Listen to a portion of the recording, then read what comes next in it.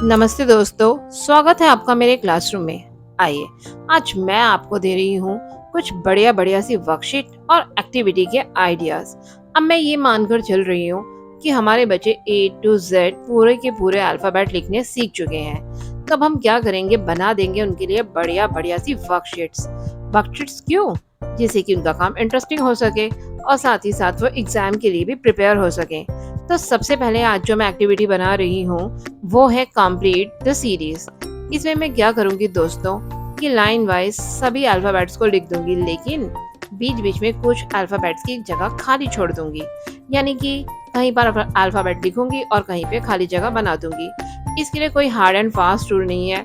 आप किसी भी जगह पर अल्फाबेट लिख सकते हैं और रैंडमली किसी भी जगह को स्किप कर सकते हैं, यानी कि जगह को खाली छोड़ सकते हैं। बच्चे को क्या करना है, उसको इन्हें पढ़ना है वन बाय वन, और जहाँ जहाँ भी उसे जगह खाली दिखाई देगी वहाँ वहाँ पर उसको अल्फाबेट भरने हैं। जैसे कि मैंने ऊपर लिख दिया है A dash C dash E F G dash dash J K dash dash dash O P dash dash S T U V W dash dash Z. तो मैंने अपने पूरे के पूरे अल्फाबेट लिख दिए, लेकिन बीच बीच में से जगह को खाली भी छोड़ दिया है। अब बच्चे क्या करेंगे, उंगली लगाकर पढ़ते जाएंगे और एक के बाद कौन सा अल्फाबेट आना है, जो भी मिसिंग होगा उसको लिखते जाएंगे। हो गई वर्कशीट रेडी। आइए दोस्तों, अब हम बनाते हैं अपनी दूसरी वर्कशीट, या आप इसे क्वेश्चन नंबर 2 भी बोल सकते हैं। अब मैं क्या बनाने वाली हूँ, मैं बनाने वाली हूँ व्हाट कम्स आफ्टर, यानी कि एक अल्फाबेट के बाद दूसरा कौन सा अल्फाबेट आएगा सीरीज में, वही बच्चों को बताना है और वही लिखना है। जैसे कि मैंने यहाँ पे लिख दिए हैं, आप रैंडमली कोई भी अल्फाबेट लिख सकते हैं, ऊपर नीचे से कोई फर्क नहीं पड़ता। जैसे मैंने यहाँ पे लिख दिया है ए डैश जी डैश, आगे मैंने लिख दिया के डैश, उसके बाद मैं लिख रही हूँ बी डैश, और लास्ट में मैंने लिख दिया है यू डैश। बच्चा ए और इसके बाद खुद ही सोचेगा कि क्या आता है, लिख देगा। जी के बाद क्या आता है, के बाद क्या आता है, बी के बाद क्या आता है, यू के बाद क्या आता है। हो गई हमारी वर्कशीट रेडी। आइए दोस्तों, अब हम बनाते हैं अपने बच्चे के लिए नेक्स्ट वर्कशीट। इसमें मैं क्या करूंगी, इसमें मैं इसी वर्कशीट को थोड़ा सा इजी कर दूंगी। मैं एक अल्फाबेट के सामने उसके 2 ऑप्शन लिख दूंगी, जिसमें से एक सही है और एक गलत।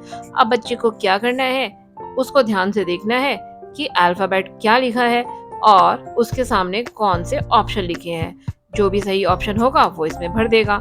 ऐसे ही वो आगे भी देखेगा और जो सही ऑप्शन भर देगा। होगी हमारी वर्कशीट रेडी।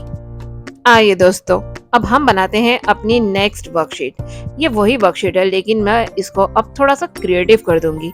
अब मैं क्या करूंगी कि अब इसके आगे जो भी अल्फाबेट आना है, मैं उससे रिलेटेड पिक्चर बना दूंगी। यानी कि जैसे बी के बाद सी आता है, तो मैंने सी फॉर कैट को बना दिया है। यानी कि आप उसकी पिक्चर बना सकते हैं।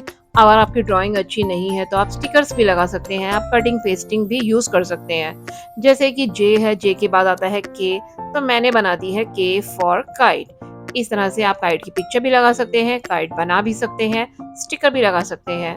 इसके बाद अगला अल्फाबेट मैंने बनाया है डी, और डी के बाद आता है ई, तो मैं बना दूंगी ई फॉर एग। बच्चा देखेगा और साथ में जो भी अल्फाबेट आना है वो भर देगा। एम, एम के बाद आता है एन फॉर नेस्ट, तो मैं बना दूंगी नेस्ट। या आपको कोई नोज बनाना हो या कोई और इजी ड्राइंग बनानी हो तो आप वो भी बना सकते हैं। बच्चा पिक्चर से आइडिया लेगा और इसमें अल्फाबेट भर देगा। आइए दोस्तों, अब हम अपनी इसी वर्कशीट को थोड़ा सा और इंटरेस्टिंग बना देते हैं। यानी कि आप देख सकते हैं कि हम एक वर्कशीट को कितनी तरह से बना सकते हैं, यानी कि एक ही क्वेश्चन को कितनी तरह से रिपीट कर सकते हैं।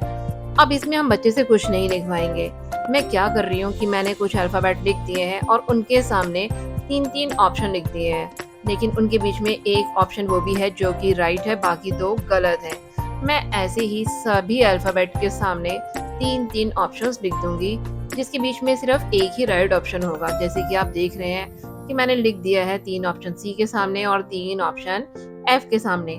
इसी तरह से मैं 3 ऑप्शन जी के सामने भी लिख दूंगी और इसमें एक राइट ऑप्शन भी कहीं ना कहीं पर मैं लिख दूंगी, जैसे कि आप देख सकते हैं। जैसे कि आप देख रहे हैं कि मैंने सबके आगे 3-3 ऑप्शन लिख दिए हैं।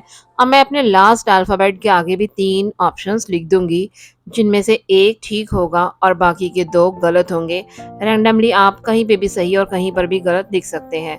अब हमें क्या करना है, बच्चे से उंगली लगवानी है और पूछना है कि इन तीनों में से इसके बाद कौन सा अल्फ़ाबेट आएगा।